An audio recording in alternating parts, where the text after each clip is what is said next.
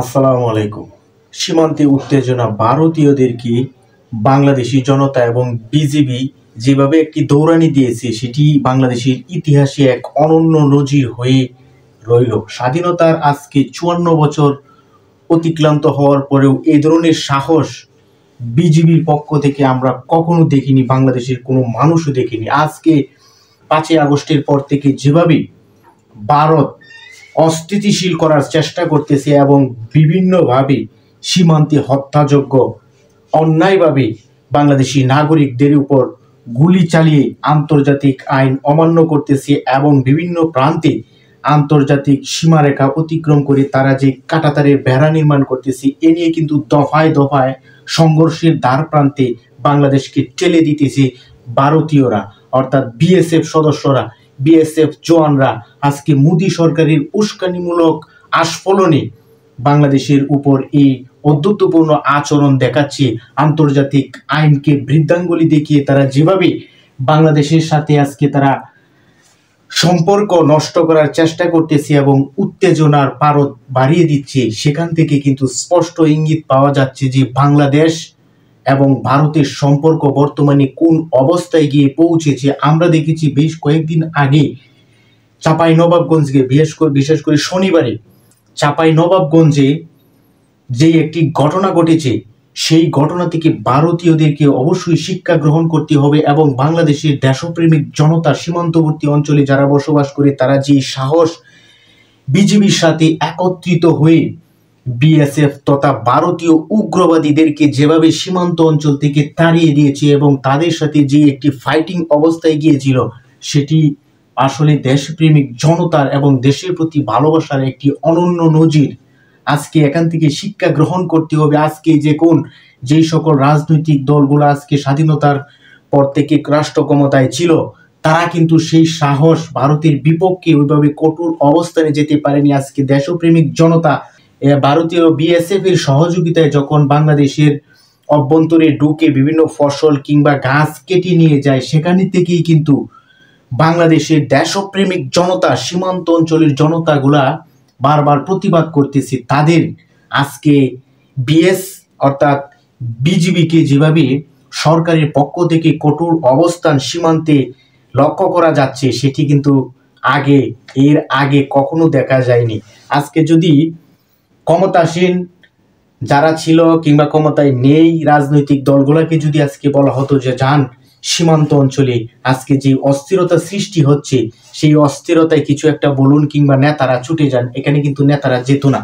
আজকে সাধারণ কেটে খাওয়া মানুষগুলাই, কৃষক, দরিদ্র মানুষগুলাই কিন্তু আজকে দেশের স্বাধীনতা, অখণ্ডতা রক্ষার ক্ষেত্রে যেভাবে সাহসী ভূমিকা নিয়ে তাদের হাতে যা ছিল তা নিয়ে যেভাবে সীমান্তে প্রতিরোধ গড়েও তুলেছি, সেটি কিন্তু বাংলাদেশের সম্মান এবং দেশপ্রেমিক জনতা যে ভারতীয় যে কোনো ধরনের আগ্রাসনের বিপক্ষে কি ধরনের একটি ভূমিকা, কি ধরনের অবস্থান নেবে, সেটির কিন্তু নজির প্রমাণ দেখিয়েছি। তাই এখান থেকে শিক্ষা গ্রহণ করতে হবে। আজকে আমরা চাই না ভারত একটি বৃহৎ রাষ্ট্র, তাদের সাথে আমাদের বৈরিতা কিংবা শত্রু ভাব, এটা আমরা কাম্য করি না। কারণ দীর্ঘ সীমান্ত রেখা ভারতের সাথে আমরা ভারতের সাথে কোনো ধরনের অস্থিরতা ঢাকা এবং দিল্লির, সেটা আমরা কাম্য করি না। সাধারণ মানুষ, সচেতন মানুষ হিসেবে আমাদের সকলকেই এই সেন্সিটিভ বিষয়গুলো নিয়ে কিন্তু সতর্ক এবং সাবধানতা অবলম্বন করতে হবে। অবশ্যই সীমান্তবর্তী অঞ্চলে যেই সকল কেটে খাওয়া দেশপ্রেমিক জনতা প্রতিহত করেছে ভারতীয় উগ্রবাদী আচরণের বিরুদ্ধে, অবশ্যই তাদেরকে আমার পক্ষ থেকে অবশ্যই স্যালুট জানাবো। কিন্তু তারপরেও একটি দিক আমাদেরকে চিন্তা করতে হবে, আজকে সীমান্ত অঞ্চলের ভাইদেরকেও চিন্তা করতে হবে যে দেখুন, ভারত একটি বৃহৎ রাষ্ট্র, তাদের সাথে যাতে আমাদের এ ধরনের সীমান্ত অঞ্চলে কোনো ধরনের রক্তক্ষয়ী সংঘর্ষে আমরা না জড়াই, এ ব্যাপারে অবশ্যই আমাদেরকে সতর্কতা অবলম্বন করতে হবে। আমরা প্রয়োজনে আন্তর্জাতিক কূটনীতির মাধ্যমে এর একটি সমাধান করব। আমাদেরকে অন্যায়ভাবে সীমান্ত অঞ্চলে বারবার পাখির মতো গুলি করে মানুষকে যেভাবে হত্যা করতেছে বিগত সরকারের আমলে সেগুলা নিশ্চুপ থাকলেও, প্রতিবাদ না করলেও বর্তমান প্রেক্ষাপট কিন্তু ভিন্ন। এখানে কিন্তু প্রত্যেকটা দেশপ্রেমিক জনতা এবং সীমান্ত অঞ্চলের অত্যন্ত প্রহরীজীবী এবং দেশপ্রেমিক জনতা যেভাবে প্রতিরোধ গড়ে তুলেছে এবং সরকারের উচ্চ পর্যায়ে নীতি নির্ধারকরাও যেভাবে কঠোর অবস্থান, এক চুল পরিমাণও ছাড় নয়, বাংলাদেশের 1 ইঞ্চি মাটি কাউকে ছেড়ে দেওয়ার না দেওয়ার যে একটি ইশারা ইঙ্গিত পাওয়া যাচ্ছে, এটা কিন্তু আমাদেরকে আশায় আশান্বিত করতেছে। আমরা নতজানু কোনো পররাষ্ট্র, কোনো রাষ্ট্রের কাছে আমরা মাথা নত করব না। বাঙালি জাতি কখনো মাথা নত করেনি, বিশেষ করে বাঙালি পূর্ব বাংলায়।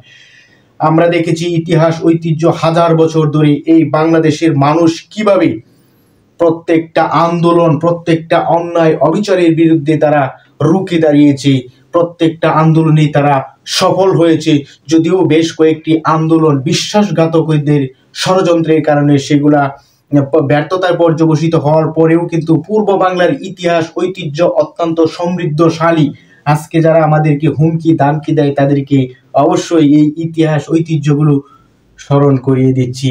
আমাদের দেশপ্রেমিক মানুষ 18 কোটি, আজকে আমরা ভারতীয় বিভিন্ন উগ্রবাদী মিডিয়া কিংবা ভারতীয় যেই সরকার আছে সেই সরকারের কিছু উগ্রবাদী নেতারা আছে বাংলাদেশকে 2 ঘন্টায় 1 ঘন্টায় দখল করে নেবে, তাদেরকে হুঁশিয়ারি উচ্চারণ করে দিতে চাই।